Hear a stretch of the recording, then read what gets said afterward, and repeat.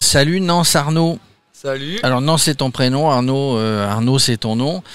Tu es là sur cette manche de la Coupe du Monde à titre individuel. Tu nous viens du 04 là-bas, c'est les Alpes de Haute-Provence, c'est ça? C'est tout à fait ça, ouais. Il y a un petit peu de route, ouais. Alors il y a un petit peu de route, hein. Tu l'as pas fait en vélo, mais tu as 16 ans. Et ben là tu es à titre individuel. Alors ça donne quoi?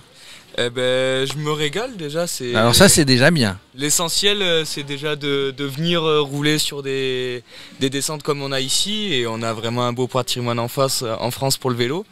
Donc déjà ça fait plaisir, et de deux participer à une Coupe du Monde, c'est quand même un rêve, quoi. Alors justement, comment on participe à la Coupe du Monde? C'est tes classements, c'est ce qui font que au niveau régional, au niveau national, tu as le droit de participer à...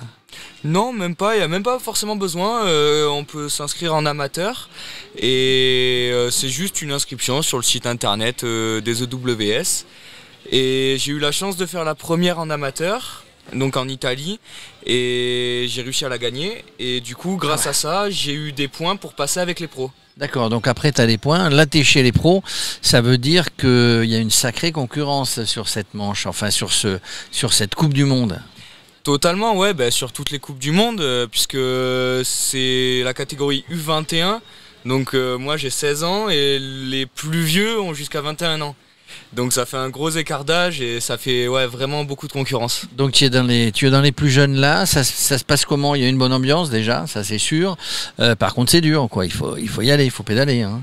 Ouais, ça se passe super bien, il y a une super ambiance, on est tous cool entre nous, on se serre les coudes, et c'est plus dur qu'une Coupe de France. En tout cas, on finit les journées, on est mort, mais on est content. On est mort, on se détend, on est content. Là aujourd'hui, c'est journée de repos.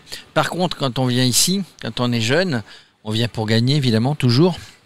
On vient aussi pour prendre de l'expérience auprès de tous ces cadors, j'allais dire.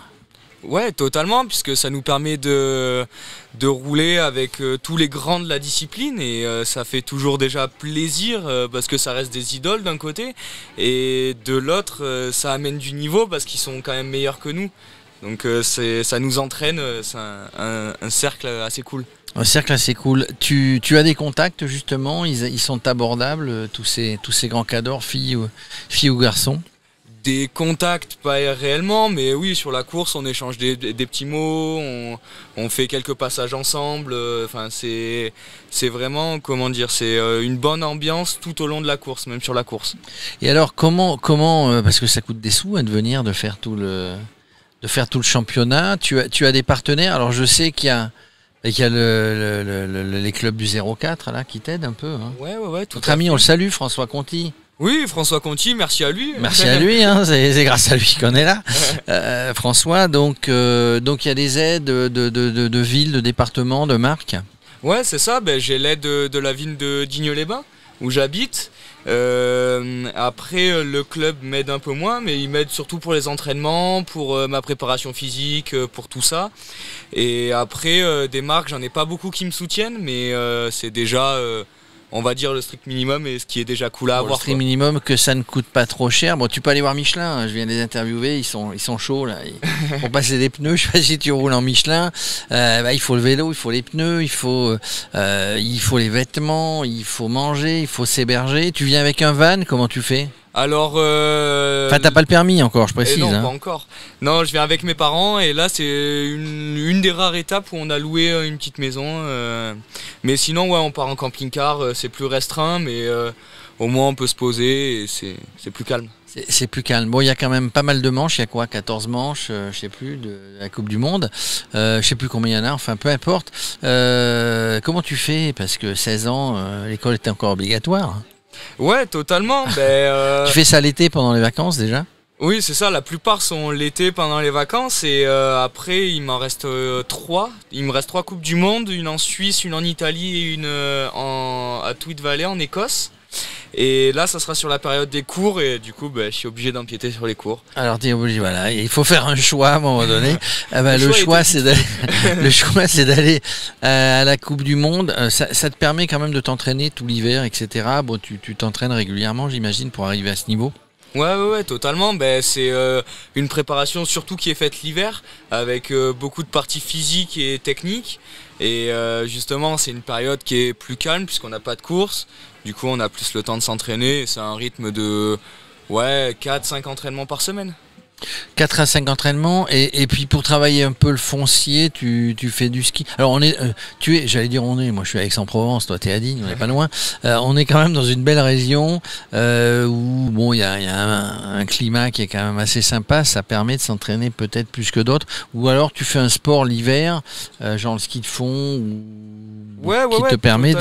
qui te permet de travailler ce foncier, ouais. Ouais, totalement. L'hiver, on peut dire que je travaille dans une station en tant que pisteur, donc je fais pas mal de ski, mais malgré la Sur neige, quelle station alors, dis-moi, que je viens de te voir? Chabanon. Chabanon, je connais de nom, mais c'était il y avait il y a Foudalos, pas loin. Oui, la Foudalos, ouais.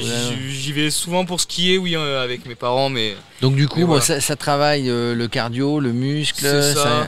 Ouais, il y a plusieurs choses. Il y a du ski de randonnée aussi qu'on fait beaucoup, du ski de fond, plus rarement pour moi, mais il y en a beaucoup qui en font aussi.